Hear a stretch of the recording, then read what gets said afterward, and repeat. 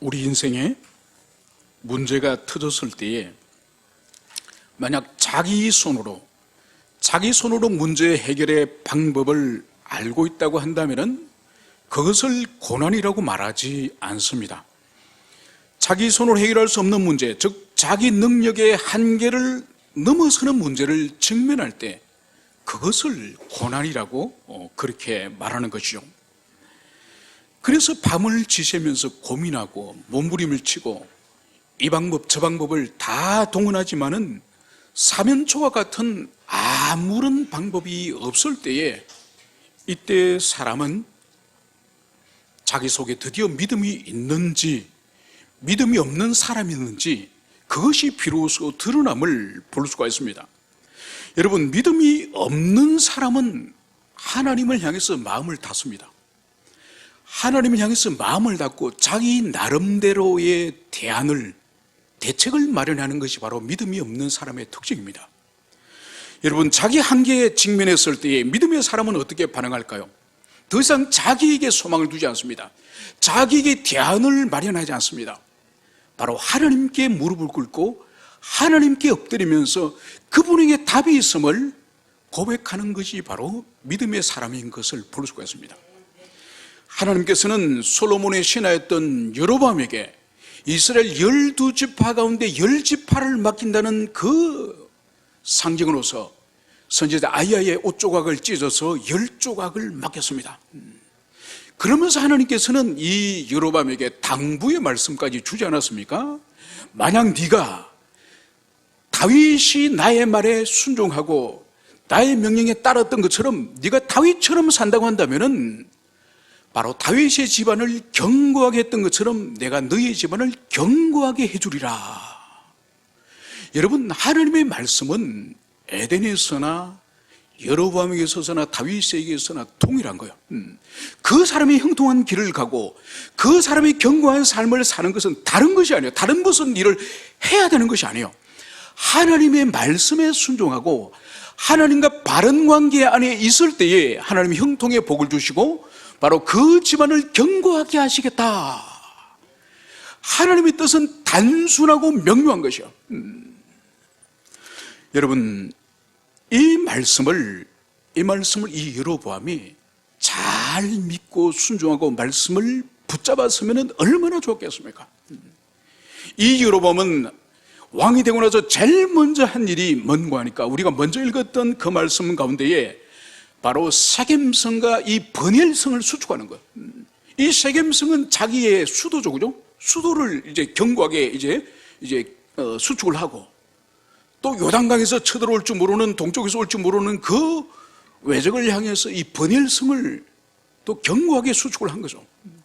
여러분, 왜 다윗의 집안을 버리고 왜 신앙을 버리고 다윗의 집안에 반역을 했습니까?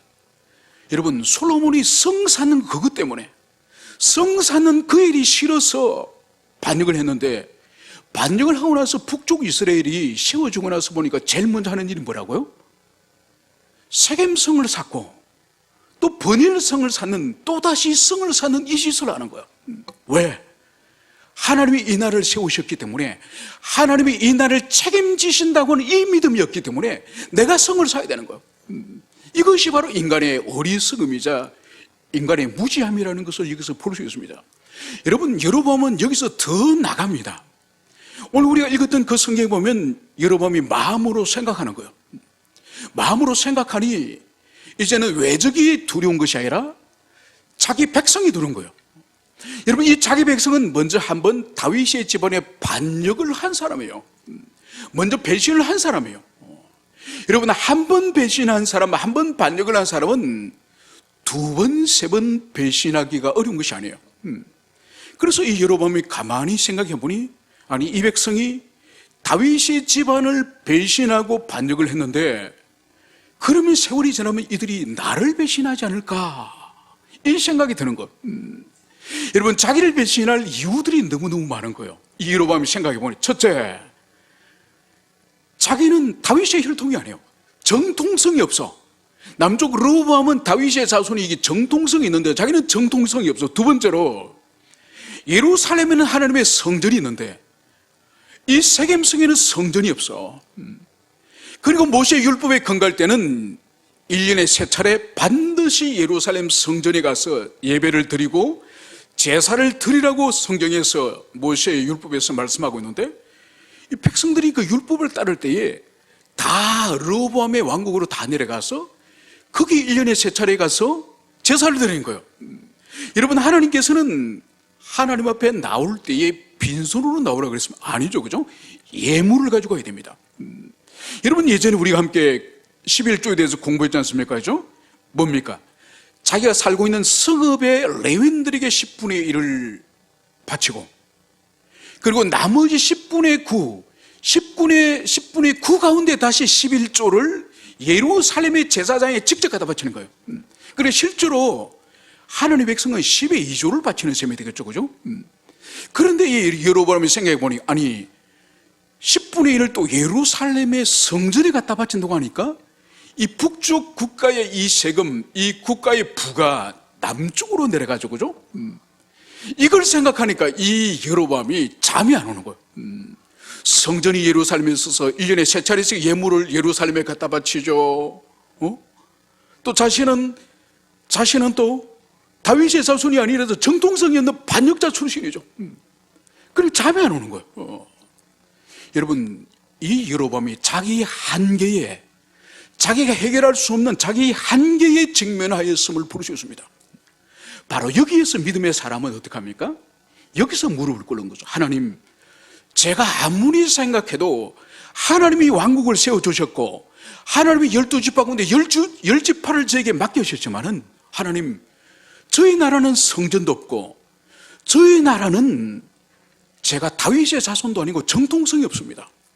백성들이 무엇을 보고 저를 왕으로 따르며, 성전이 예루살렘에 있는데 거기 갔다 와서 마음이 변심이 일어나지 않겠습니까? 제 능력으로는 도저히 이 왕국을 다스릴 수가 없습니다. 하나님, 지혜를 주시고 방법을 주시고 주님이 나라를 세우셨으니 주님이 책임져 주십시오. 믿음의 사람은 이렇게 기도하겠죠. 그런데 이 여로보암은 믿음의 사람이 아니었습니다. 그는 수많은 나를 고민하고 밤에 잠을 자지 못하고 이리 뒤척이고 저리 뒤척이고 고민하다가 결국은 믿음을 따라서 하나님께 기도하기보다는 자기 꾀를, 자기 생각을 의지하기로 결단을 했습니다. 그것이 바로 뭔가요? 여로보암의 새로운 종교 정책이요. 새로운 종교 정책. 첫 번째로, 하나님은 예루살렘 성전에 계시니 이 세겜에는 하나님이 계시지 않으니 하나님 대신하여서 금송아지를 2개를 만듭니다. 금송아지를 2개를 만들어서 하나는 저기 북쪽에 단에 하나를 놓고 하나는 남쪽 이 베델에 이 금송아지를 설치를 합니다. 그리고 예루살렘에는 하나님의 성전이 있지만은 이 북쪽에는 성전이 없습니다. 그래서 이 여로보암이, 그러면 우리는 산당을 만들자. 그래서 전국에 걸쳐서 산당을 이제 만듭니다. 특별히 이 베델에 금송아지가 있는 이곳에 큰 산당을, 이 여로보암이 큰 산당을 만듭니다. 여러분, 산당을 만들고 금송아지를 만들고 나니까 문제가 뭐죠? 이건 모세 율법에 근거할 때 이건 우상 숭배고 이건 배교고 하나님이 진노하실 일이지 않습니까? 그러면은 율법에 대해서 잘 아는 레위 지파 제사장들이 백성들을 가르치면 안 되겠죠, 그죠? 그래서 이 여로보암이 생각하는 거예요. 이 제사장을 완전히 갈아치우자. 완전히 갈아치고 위해서 여러분 중에서, 백성들 중에서 누구든지 제사장 되기를 원하는 사람은 다 줄 서라. 다 시켜주겠다. 그래서 레위 지파가 아닌 사람을 레위인으로 세우고 제사장으로 세우는 이러한 일이 일어나게 됩니다. 여러분, 그리고 이제는 이 여로보암이 만약 모세 율법에 있는 절기를 따라서 계속 지키게 하면은 이 백성들이 이 남쪽 예루살렘으로 내려가고 싶은 욕망이 계속 일어날 거지 않습니까? 그래서 이참에 민족 절기 자체를 바꿔버리자. 그래서 1년의 마지막 절기인 이 초막절, 이 장막절 7월 15일이죠, 그죠? 7월 15일을 우리는 지키지 않고 우리는 새로운 절기 8월 15일로 지킬 것이다.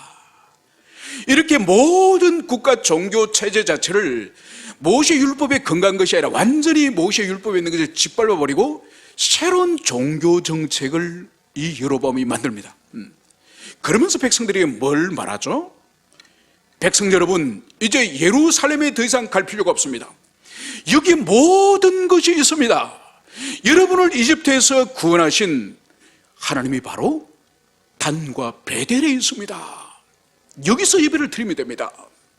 그러면서 이 국가 종교 체제를 완전히 갈아엎어버리고 새로운 종교 체제를 바로 이 여로보암이 만들었음을 우리가 먼저 읽었던 본문에서 말씀을 하고 있습니다. 그리고 오늘 이제 우리 본문을 이제 읽어 돌아오면은 오늘 이 성경에 보면은 오늘 보라, 그때에 하나님의 사람이 여호와의 말씀으로 말미암아 유다에서부터 베델에 이르러니 마침 여로보암이 제단 곁에 서서 분향하는지라. 여러분, 오늘 이 보라, 그때에 아주 절묘한 하나님의 시간이 성취되었음을 보여주고 있습니다. 오늘 여기는 두 사람의 시간이 오늘 여기서 접점을 오늘 만나고 있는데 그 일이 바로 뭐죠? 마침 여로보암 왕이 자신이 만든 이 베델의 이 산당, 이 베델의 산당에 이제 모든 백성들과 이 신하들이 보는 앞에 새로운 종교 체제에 근거한 이 국가신앙, 이 황금송아지 신앙을 이제 시작하는 이 제사의 날에 이 왕이 이 국가 종교의 행사에 오늘 참여했음을 볼 수 있습니다. 바로 이 왕이 참여한 이때에 오늘 무슨 일이 있느냐? 바로 하나님의 사람이 여호와의 말씀으로 말미암아 유다에서부터 베델에 이르러, 여러분, 왕이 지금 베델의 이 산당에 이르러서 여기서 지금 제사를 드리려고 하는데 저 멀리 남쪽 이 유다에서 이 북쪽 나라 이 베델이리까지 하나님의 사람이 하나님의 말씀에 근거해서 오늘 여기서 왔음을 볼 수 있습니다. 그래서 지금 이 여로보암 왕과 이 베델에 도착한 하나님의 사람이 정면으로 충돌하는 이 사건을 오늘 우리가 살펴보는 것입니다. 여러분, 오늘 여기서 먼저 볼 때에 오늘 전혀 진리의 말씀과 어울리지 않는 오늘 내용을 볼 수 있습니다. 그것이 바로 뭐죠? 여로보암이 제단 곁에 서서 분향하는지라. 여러분, 하나님의 성전과 성막에서 제사를 드리고 이 제단의 분향을 누가 하도록 율법이 정하고 있습니까? 왕이 함부로 할 수 있습니까? 절대로 할 수 없죠. 이 왕의 영역이 아니에요. 왕은 하나님의 대신해서 백성을 다스리는 것이지, 제사와 분향은 하나님이 제사장을 통해서 하나님이 맡기신 사역인데, 오늘 이 여로보암 왕은 하나님이 정하신 선, 이 선을 지금 넘어서 자신이 지금 제사하고 분향하는 이 모습을 여기서 볼 수 있습니다. 여러분, 이것은 뭔가 하니까 이 여로보암이 반역을 꾀하다가 솔로몬에게 탄로가 났죠, 그죠? 탄로가 나니까 솔로몬이 이 여로보암을 죽이려고 했습니다. 그때 솔로몬이 이 여로보암을 반역을 일으킨 자를 죽이려고 하니 이 여로보암이 어떻게 합니까? 이집트로 도망을 가요. 그래서 이집트로 도망을 갔다가 솔로몬이 죽을 때까지 그 땅에서 지내다가 이 여로보암이 돌아옵니다. 그래서 오늘 이 여로보암이 하는 짓을 보면은 이집트에서 그가 생활하면서 그가 보고 들었던 이집트의 영향인 것 같습니다.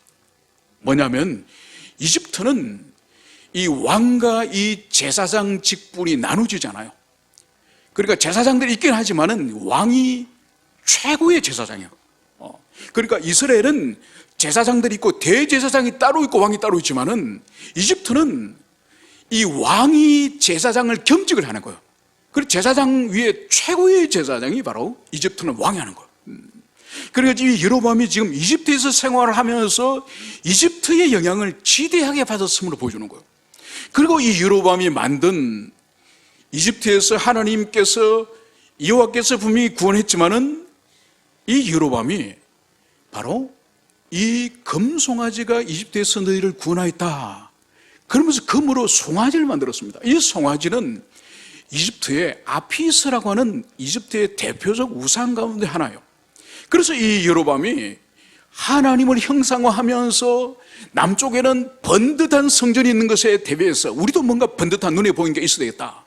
그래서 이 금으로 형상을 만드는데 바로 이집트에서 숭배하는 그 황송아지, 그것을 만들었음을 볼 수 있습니다. 그래서 이 여로보암은 그 내면 속에 하나님의 말씀과 하나님의 은총으로 충만한 사람이 아니라 이집트 정신으로 충만한 그런 사람이라는 것을 여기서 보여주는 거죠.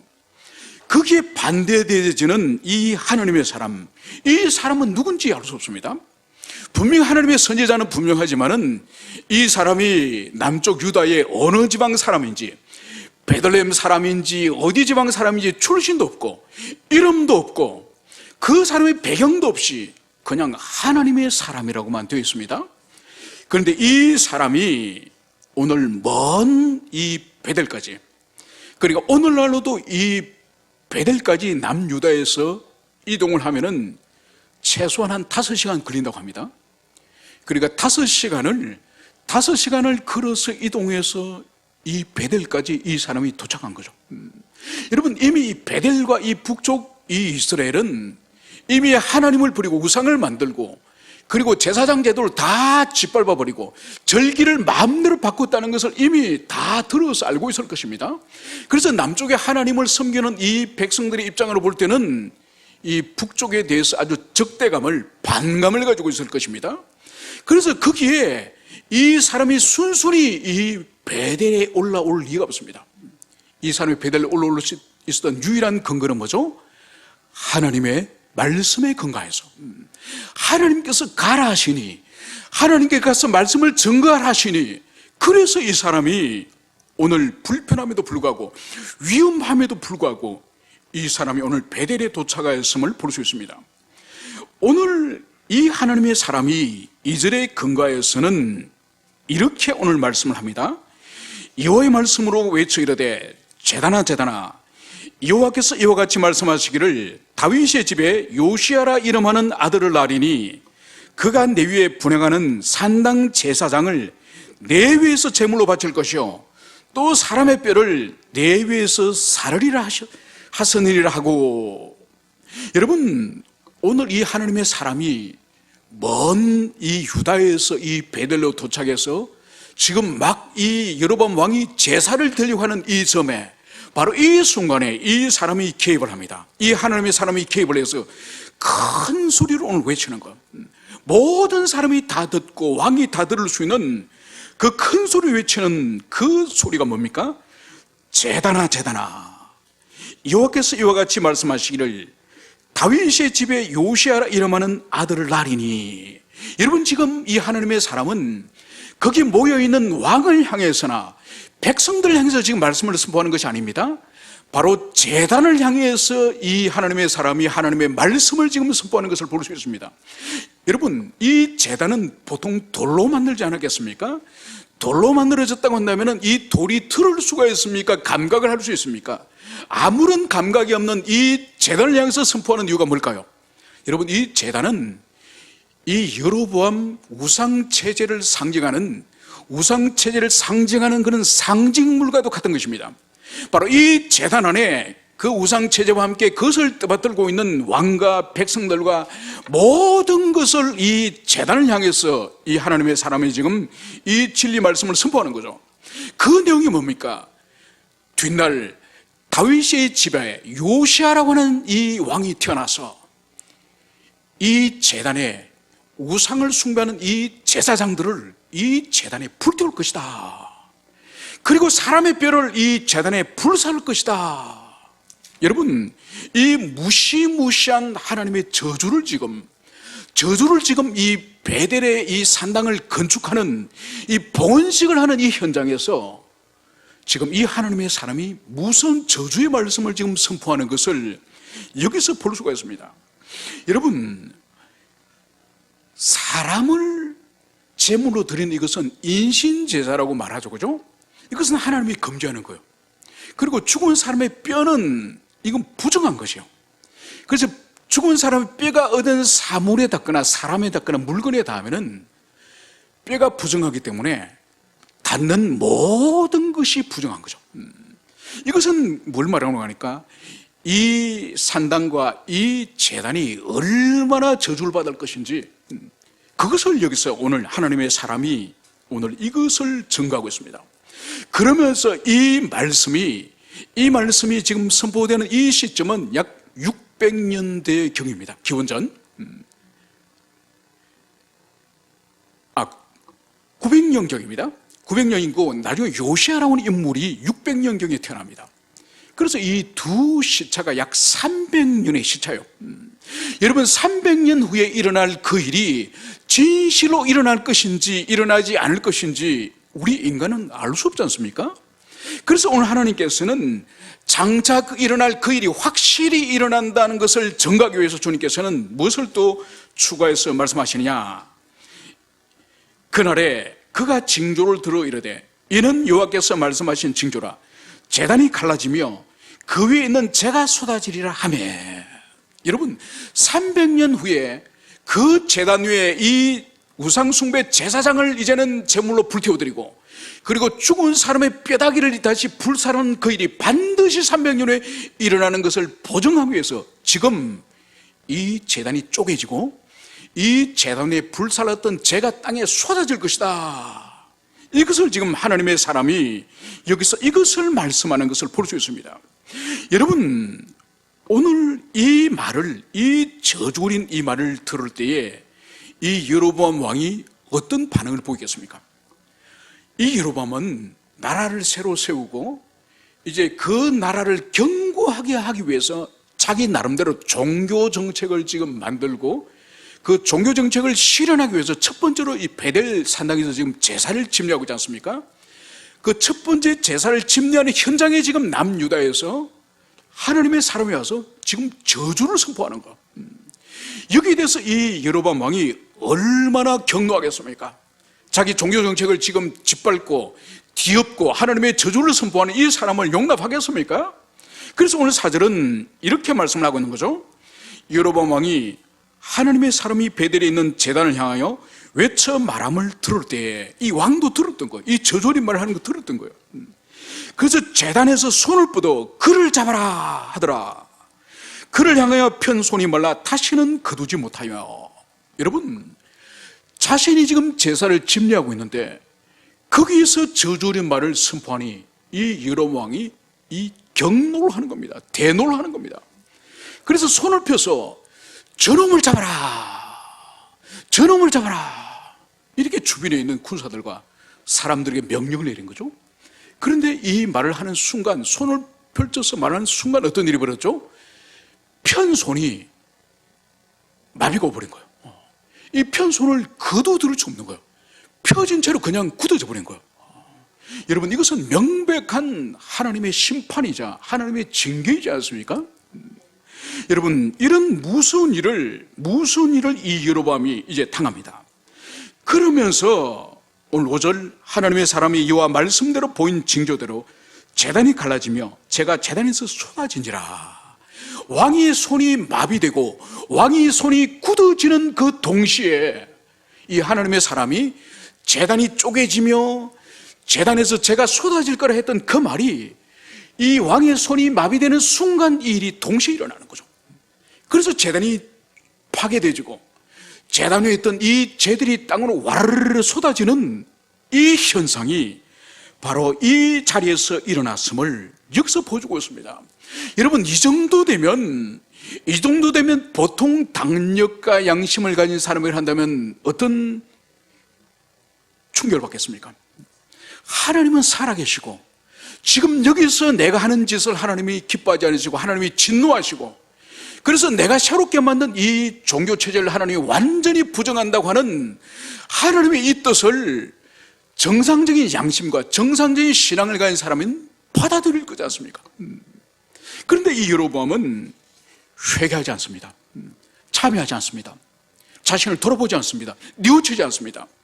그러면 이 여로보암은 무엇을 하느냐?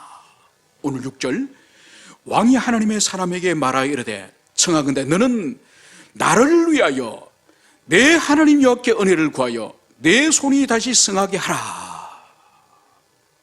여러분, 이 여로보암 이 사람이 자기 손이 마비되는 것과 동시에 이 제단이 파괴되어지고 이 재가 쏟아지는 하나님의 개입하심을 통해서 이 심판이 일어났음을 보고도 제일 먼저 입을 벌려서 하는 말이 뭡니까? 하나님 사람을 향해서 내 마비된 이 손, 내 마비된 이 손이 다시 회복될 수 있도록 기도하십시오. 여러분, 이 사람의 말에 지금 믿음을 찾아볼 수 있습니까? 여러분, 이 사람에게는 하나님께서 보세요, 손이 마비되게 하셨어요. 그리고 손이 회복되게 하셔서, 여러분, 범죄한 이 여로보암에게 손이 마비되는 것이, 이것이 하나님의 이 은총이자 자비가 아닙니까? 그리고 다시 마비된 것을 다시 회복시킨 이 치료 또한 하나님의 또 은총이자 자비지 않습니까? 이 하나님의 은총과 자비를 경험하고도 이 사람은 제일 먼저 회개를 해야죠. 자기를 돌아봐야 되죠.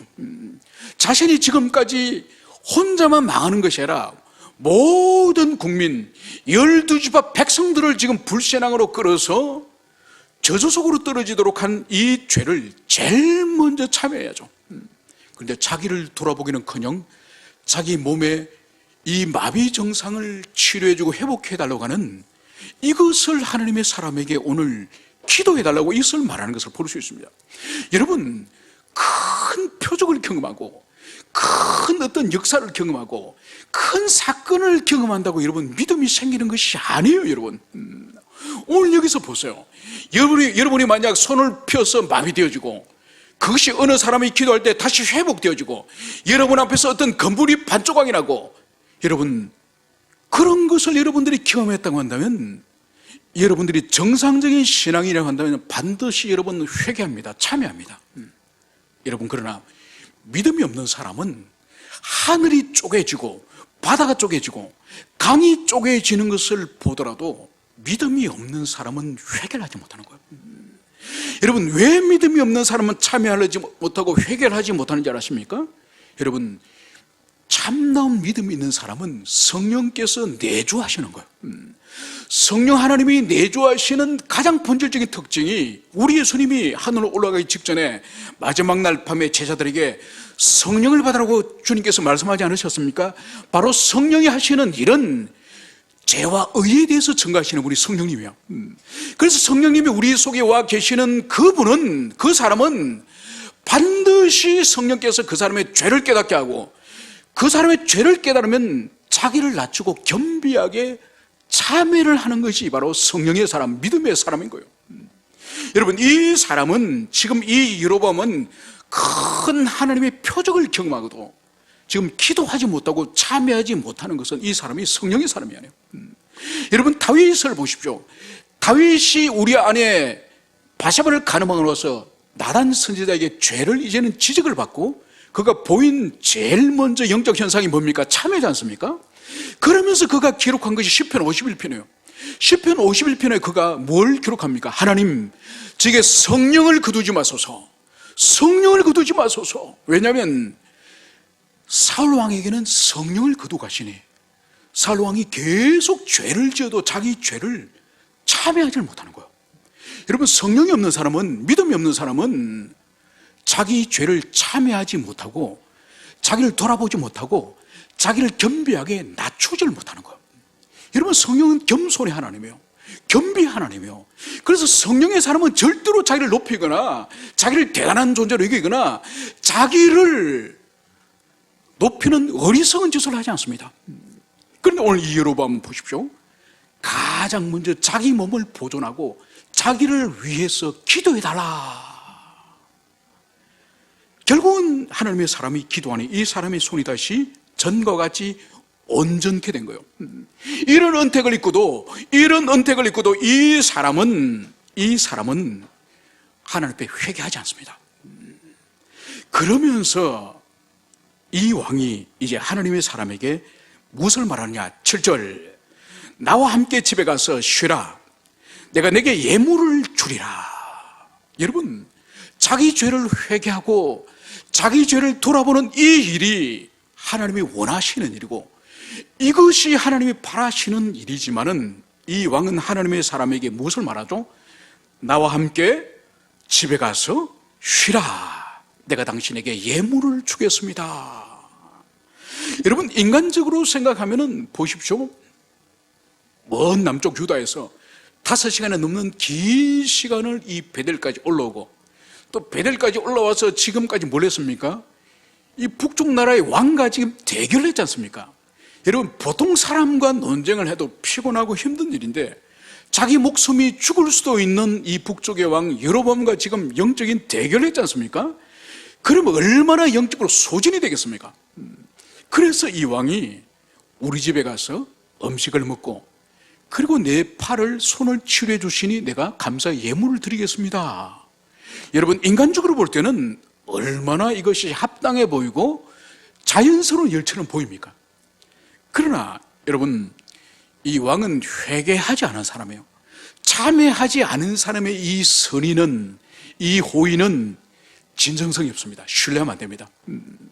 여러분, 진실하고 정직한 사람의 어떤 호의라든지 이 선물은 의미가 있지만은 큰 죄를 저지르고 지금 제일 먼저 참회해야 될 이 사람이 참회는 하지 않고 우리 집에 가서 음식을 먹고 쉬다 가세요. 내가 선물을 드리겠습니다. 여러분, 이것은 다른 저희가 있는 거예요. 다른 목적이 있는 거예요. 여러분, 그래서 어떤 선물 배후에는 좋은 뜻도 있지만은 좋지 않는 뜻도 있다는 이것을 우리는 통찰해야 되는 거죠. 여러분, 그러면 이 사람이 왜 하나님의 사람을 자기 집으로 인도하여서 먹고 마시고 쉬게 하고 선물을 주게 했을 것 같습니까? 여러분, 그 해결할 수 있는, 풀 수 있는 원인은 첫 번째, 이 사람이 회개하지 않았다는 것부터 우리가 시작을 해야 됩니다. 그러면 다른 저희가 도대체 뭘까요? 바로 자기의 처지와 형편을 이 하나님의 사람에게 호소를 하면서 자기 지지를 호소할 수 있습니다. 아마 이렇게 말하겠죠. 하나님의 사람이요, 내 형편을 생각해 보십시오. 르호보암, 남쪽의 르호보암 왕은 성전도 있고 제사장들도 있고 자신은 다윗의 자손이고 모든 것을 그는 갖추지 않았습니까? 나는 보십시오. 우리 여기 세겜에는 성전도 없고 여기는 또 내가 왕이긴 하지만 내가 다윗 자손도 아니고 이 백성들이 반역을 해서 나를 왕으로 세웠는데 이 백성이 언제 또다시 반역을 할지 압니까? 나는 이렇게 불안합니다. 그래서 내 나름대로 지금 고안해낸 것이 이겁니다. 내 형편을, 내 사정을 이해해 주십시오. 이렇게 하나님의 사람이 자기 형편과 사정을 호소를 해서 지지를 받아내려고 할 수 있습니다. 지지를. 그래서 이 사람을 남쪽으로 아주 내려가지 말고 차라리 내 이 종교 자문관이 되어서 내가 월급도 많이 주고 내가 집도 주고 자동차도 주고 다 할 테니 내려가지 마, 여기서 함께 삽시다. 이렇게까지 이 사람이, 여로보암 왕이 이 사람을 유혹할 수 있다니까요. 그래서 그 가정에 들어가지도 말고 먹지도 말고 마시지도 말고 이것을 여기서 말하는 거예요. 그 떡은, 그 물은 절대로 진실한 떡이 아니라 미혹의 떡이요, 바로 이 하나님의 사람이 자신이 선포한, 자신이 증거한 그 진리, 그 진리의 이 신빙성을 약화시키는, 하나님 말씀을 약화시키는 그런 떡과 물이 될 수 있기 때문에 바로 이 하나님의 사람은 들어가지 않은 것이죠. 그러면서 오늘 이 하나님의 사람이 이제 떡도 먹지 않고 물도 마시지 않겠다고 하는 이 근원, 이 근원을 오늘 9절에서 말씀을 하고 있습니다. 이는 곧 여호와의 말씀이 내게 명령하여 이르시기를 떡도 먹지 말며 물도 마시지 말고 왔던 길로 되돌아가지 말라 하셨습니다. 여러분, 떡과 물을 마시지 말라는 것은 이해가 되는데 왜 그가 올라왔던 이 도로, 올라왔던 길을 따라서 내려가지 말라. 예를 든다면 부산에 가는데 내려갈 때는 KTX를 타고 가서 올라올 때는 KTX 타지 말라는 거예요. 자동차를 운전하든지 다른 길로 돌아가라는 거죠. 여러분, 그러면은 왜 하나님께서 떡과 물을 마시지 말라는 것은 이해가 되는데 왜 왔던 길로 되돌아가지 말라, 이 의미가 뭘까요? 여러분, 이것은 열왕기하 19장에 가면은 이 예루살렘을 예루살렘을 이 아수르 제국의 이 사네립이라고 하는 이 왕이 이 예루살렘 포위를 합니다. 포위해서 함락을 시키려고 하지만 함락을 못해요. 그때 성경에 무엇을 기록하고 있는가 하니까 바로 오던 길로 돌아가고, 이 사네립이 오던 길로 돌아갔다는 표현을 하고 있습니다. 이게 무슨 의미인가 하니까 자신이 예루살렘을 함락시키려고 그 목적으로 왔지만은 목적을 성취하지 못하였다는 의미가 바로 왔던 길로 다시 돌아간다는 이 의미예요. 그래서 하나님이 이 지금 하나님의 사람을 향해서는 왔던 길로 돌아가지 말라, 이 뜻은 반드시 네가 받은 미션, 네가 받은 사명을 반드시 성취하라, 그래서 반드시 이루라, 이 의미가 여기 써 있는 거죠. 그렇기 때문에 이 하나님의 사람은 지금 왕이 자기 집으로 와서 먹고 마시고 예물을 받아가라, 이 말에 지금 이 하나님의 사람은 유혹에 넘어가지 않습니다. 넘어가지 않고, 그리고 더 나아가서 오늘 마지막 10절에 보면 이에 다른 길로 가고 자기가 베델에 오던 길로 되돌아가지도 아니하니라. 바로 이 하나님의 사람은 하나님이 주신 메시지 그대로 이 메시지를 이 여로보암 왕에게 완전히 증거하고 이 사명을 완전히 성취하였기 때문에 이 사람은 왔던 길이 아니라 다른 길로 돌아감을, 이것을 여기서 볼 수 있습니다. 이제 말씀을 정리하고자 합니다. 오늘 이 하나님의 사람이 떡과 물을 마시지 않고 예물을 받지 않고, 그리고 자신이 왔던 길로 되돌아가지 않은 다른 길로 돌아갔다는 이 의미의 이 본질은 바로 자신이 증거한, 이 하나님의 사람이 자신이 증거한 그 증거한 하나님의 말씀의 진정성을 위해서, 그 말씀의 진정성을 확보하기 위해서 바로 인간적으로 볼 때는 피곤해서 먹고 마실 수도 있고 또 왔던 길로 돌아갈 수 있지만은 자신이 증거한 이 진리의 진정성을 위해서 이 사람이 하나님 말씀에 온전히 순종하였음을 볼 수 있습니다. 여러분, 이것을 우리에게 적용하면은 우리 그리스도인은 이 세상에서 누군가에게 복음을 전하고 예수를 믿으세요. 하나님은 살아계십니다.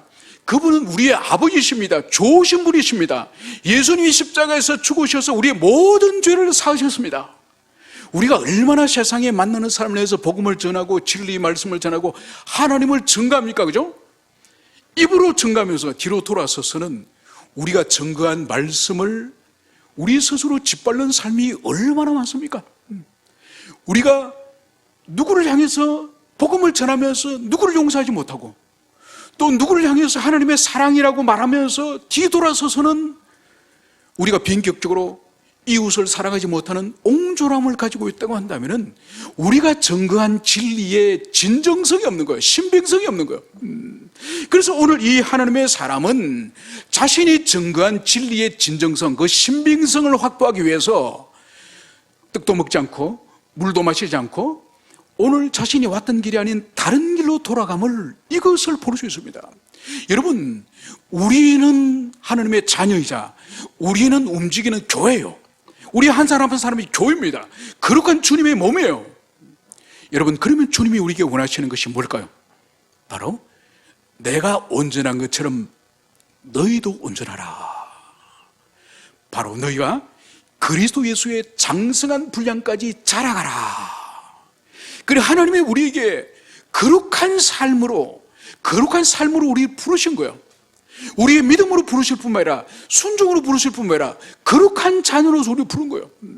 여러분, 우리가 거룩한 삶을 살지 않으면 우리가 세상을 향해서 선포하는 많은 복음 진리가 다 그거는 부도난 숲이에요. 부도난 숲이에요.